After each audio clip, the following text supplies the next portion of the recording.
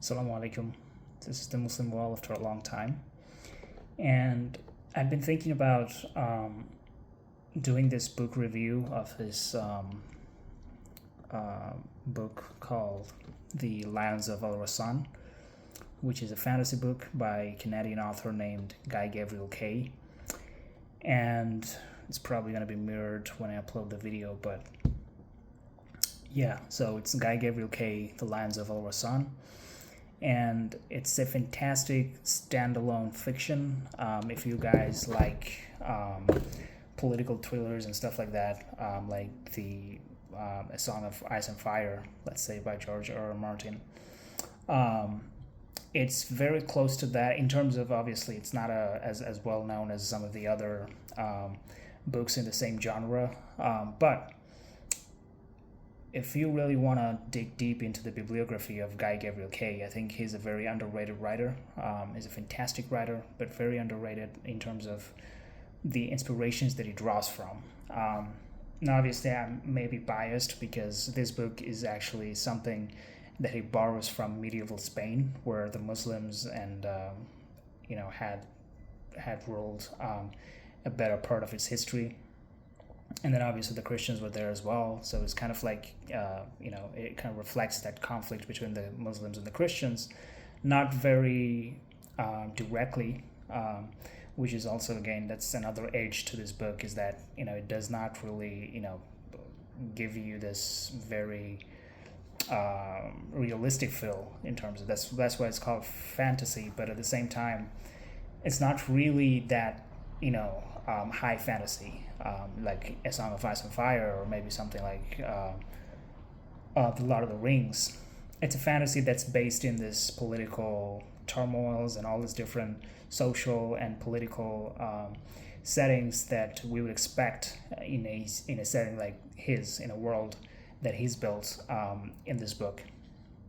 Now, as I said, I'm very biased towards it because it really intrigued and it kind of inspired me as well on a couple of my own projects, because he doesn't really explicitly say it's Muslims versus Christian. He doesn't even say there is a versus in between. He kind of in this book there are like three main groups that he talks about: the Asherites, the Jadites, and the Kindath. And the Asherites, obviously, we know about the Asharis in our Muslim culture. I believe that that's where he actually got that from, the wording of it. But the Asherites in this book, they're basically star worshippers. They basically worship stars, but at the same time, if you just look into the lifestyle and how their culture kind of grows over the book, how the characters are portrayed from within the Asherites, you would definitely see some striking resemblance between the Asherites and the Muslims. And the same goes for the Jadites, who are the sun worshippers in this book, and the Christians.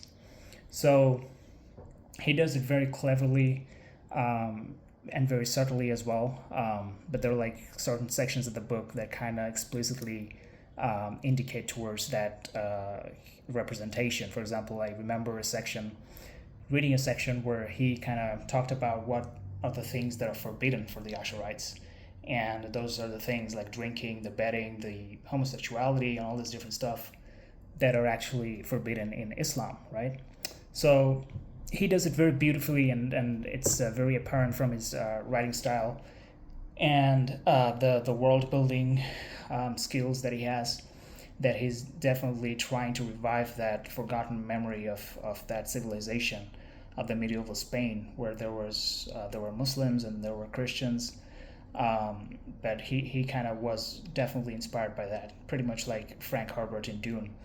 And then I heard about one of his other books, which also has some kind of an Ottoman inspiration there, which I haven't read, by the way. But so that this kind of a cultural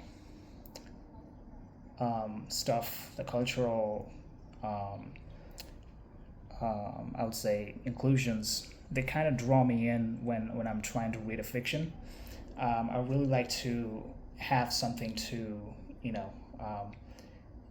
to draw parallels, and I think this book gave me a fantastic opportunity to do so. And he obviously talks about the Al-Rassan is basically just that empire, and it's kind of like a fading empire. So the Muslims or the Ash'arites are in power, but it's a fading empire, and you wouldn't really see the religiosity of the people here. You're more likely gonna see the culture of the people within the Al-Rassan. You're gonna see the practices like the poetry, medicine being those, the high points in the Islamic culture at that time. And you're going to see them reflected in those Asharite rulers and Asharite people. One particular character is Ammar ibn Khayran. He's a very interesting, very intriguing character, probably one of my favorites of all time. He's just so witty, and he's so well written. And some people might say that he's misunderstood, but that's what really makes him one of the more interesting characters in the whole book, and probably in the entire fictional world, is that this kind of polarizing characteristics that he carries. And it's true for the other characters as well. There is Roderick Belmont, who is a Jediite, but he doesn't portray the Jedites as supervillains. There's like this gray area, and which is something I also like in fiction. I really like not very black and white like Lord of the Rings. You have the good guys and the bad guys, but in the Song of Ice and Fire, you see the middle ground. And Guy Gavriel Kay kind of does lean toward the second, inclinations.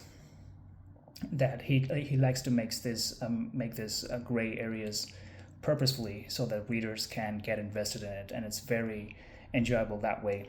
And as I say, the characters, he doesn't really waste any character throughout the book. I really appreciate the people that can actually bring it full circle at the end of the book, and he does it very well in this particular book. He doesn't waste characters, he doesn't waste words, he doesn't waste scenes. So you're always going to be stumbling upon something that you have already gone through, and you're going to be able to connect the dots. So he's going to make you work as a reader, but that's very fun. And again, the main reason that I wanted to review this one is because if you want to be I believe that if you want to be a fiction writer or a novelist, I think this is something that you can aspire to be.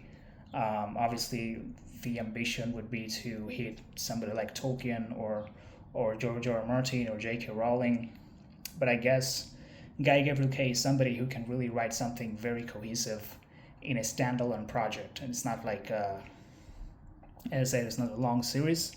It's like 500 page, just go through it once, but it just captivates you in a way that you just linger for more. And it's that way, and it's also, as I say, the cultural aspect of it is fantastic. And if you really want to represent a culture, right?